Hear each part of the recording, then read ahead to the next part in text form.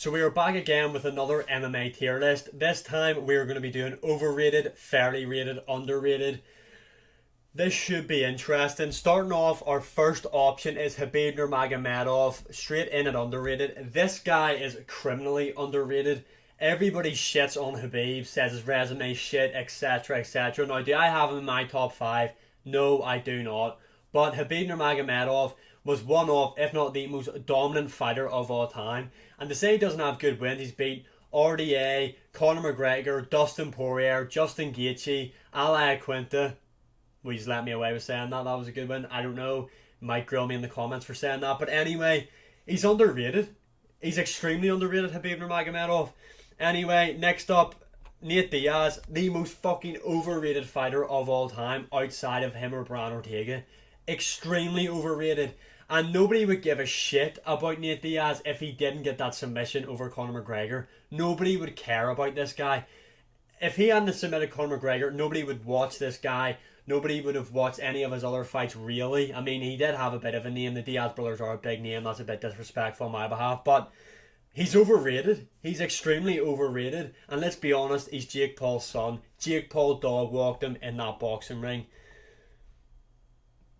Ngannou, yeah, that's Ngannou. Ngannou, again, underrated. This guy, we'll never get to see how good this guy actually was, in my opinion, because he's left the UFC, obviously. I mean, this guy, I wish they just fucking came to an agreement. I would have loved to have seen Ngannou versus John Jones. I genuinely do believe that Ngannou had a really strong chance of beating John Jones.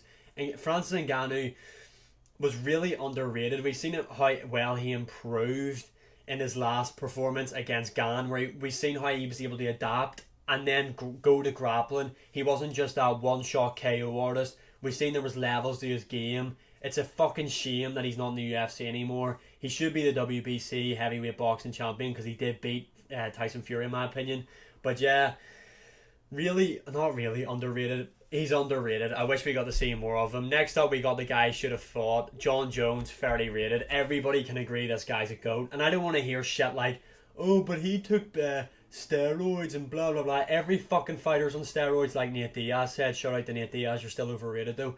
But everybody has done some sort of performance enhancer or something. There is no one, maybe outside Demetrius Johnson, that has been completely clean in this sport, in my opinion, anyway. John Jones, he's the GOAT, fairly rated. Next up, we have got Conor McGregor. He's more underrated than Ngannou, but not as underrated as Khabib. Now, Conor McGregor, obviously, hasn't looked great recently. I mean, he's very inactive. The Floyd Mayweather fight killed his career, let's be honest. But this guy's the first 2-division champion in the UFC. KO'd Jose Aldo, who's the 3rd greatest featherweight of all time. Knocked out Eddie Alvarez in the greatest UFC title fight performance of all time. Underrated. Conor McGregor, what he's done for the sport, what he's done inside the cage as well, the names he's beat, not extremely, he's underrated.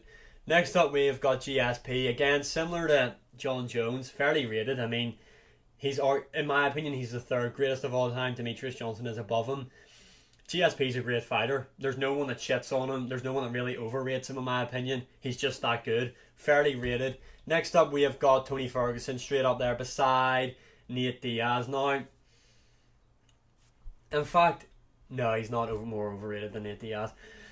Tony Ferguson is overrated. It's plain and simple as that. I mean, yes, when he was on that crazy win streak, people were coming off with shit like he'd beat Khabib Nurmagomedov.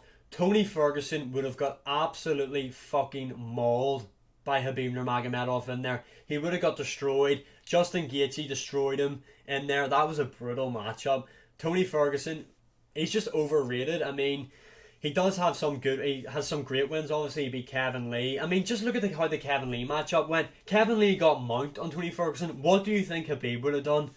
Anyway, he's overrated. Next up, we have got Kamaru Usman.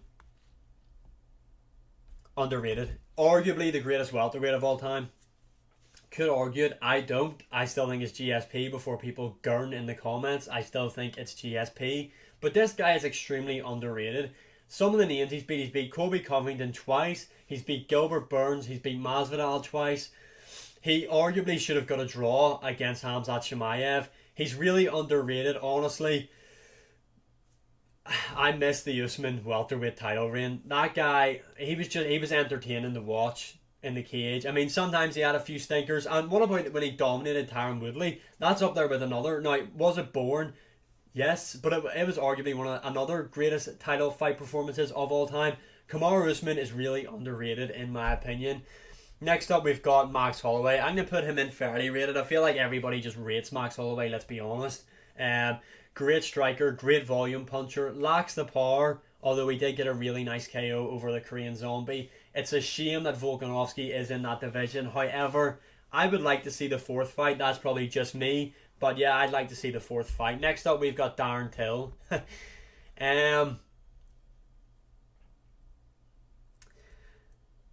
I was gonna put him in underrated. I'll maybe put him in fairly rated. I don't know what to really say about Darren Till. He's probably one of the biggest what ifs in the UFC. Yeah, no one really rates him anyway. So yeah, I'm not gonna say much about Darren Till. I enjoyed Darren Till when he was in the UFC. He was always funny in the social media stuff, and he was a good fighter as well. I mean, that Donald Cerrone KO really put me on to who Darren Till really was. Same with basically everybody else. Let's be honest. Then we have got Justin Gaethje. At this moment in time, and I stress it, at this moment in time, Justin Gaethje is overrated. He is. Justin Gaethje is overrated at this moment in time. Has he improved his style? Yes, he's a lot more patient. Obviously coming off that really impressive KO over Dustin Poirier, and previous he beat Rafael Fiziev, which was a really close fight. But yeah, I feel like Justin Gaethje is just being really overrated now. I feel like when he gets in there against Islam Makhachev, we're going to see the old Justin Gaethje overextending on shots. We've seen it when he fought Charles Oliveira, which wasn't that long ago. He was overextending on shots, falling over, etc.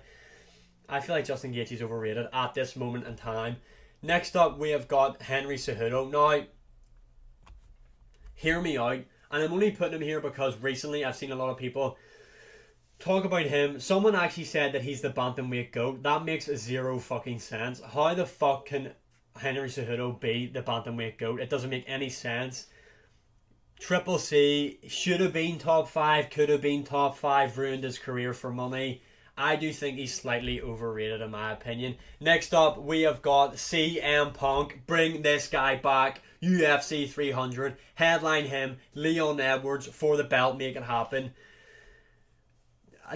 Why is he even on this tier list thing? Does anybody even rate this guy? He was fucking dog shit in there. He was so bad in that octagon.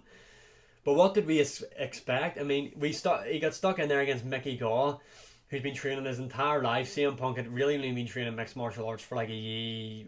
I don't think it was that long. I don't know. I don't want to say a year when it wasn't a year. But yeah, I've got him in underrated. I don't think anybody rates him. I've just got him in there because it's funny. But yeah, CM Punk, he should just stuck with WWE. Not everybody's Brock Lesnar. Let's just say that. Then next up we have got Robert Whittaker. I feel like Robert Whittaker's fairly rated. Definitely top 3 middleweight of all time. Coming to the end of his career, is he? I don't know. Although a matchup I'd want to see is him versus Usman. That would be a sick matchup. But yeah, I still feel like Robert Whittaker, in my opinion, has a lot to give to the sport of MMA and to the UFC. I feel like Dricus du Plessis is just that. I don't know how I describe Dricus du Plessis. I always predict him to lose. He's like Bilal Muhammad. I always predict him to lose, and then he keeps winning. However, I have predicted him to beat Sean Strickland. But yeah, Robert Whittaker's fairly rated in my opinion. Great fighter. Really, really well rounded. Then we've got Daniel Cormier. He's underrated in my opinion.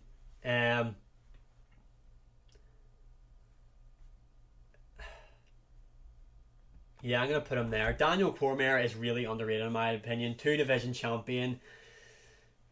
If it wasn't for John Jones, I mean, yeah, John Jones is just that guy's kryptonite. Now, I know Stipe Miocic beat him twice as well. I really only count one of those losses because Daniel Cormier in their third matchup was fucked. Still a good win though for Stipe. It's a big name on your resume. Daniel Cormier, top 5 in my opinion. Yeah, top 5. I have him as my 5th. Great fighter. Really good dirty boxing. Obviously an amazing wrestler. Extremely underrated. Glad the UFC have kept him around to do commentary. I don't mind him on commentary, to be honest. I know a lot of people shit on him. Then next up, we've got a few more to do. I've got Michael Bisping. I'm going to put him in an overrated. Now,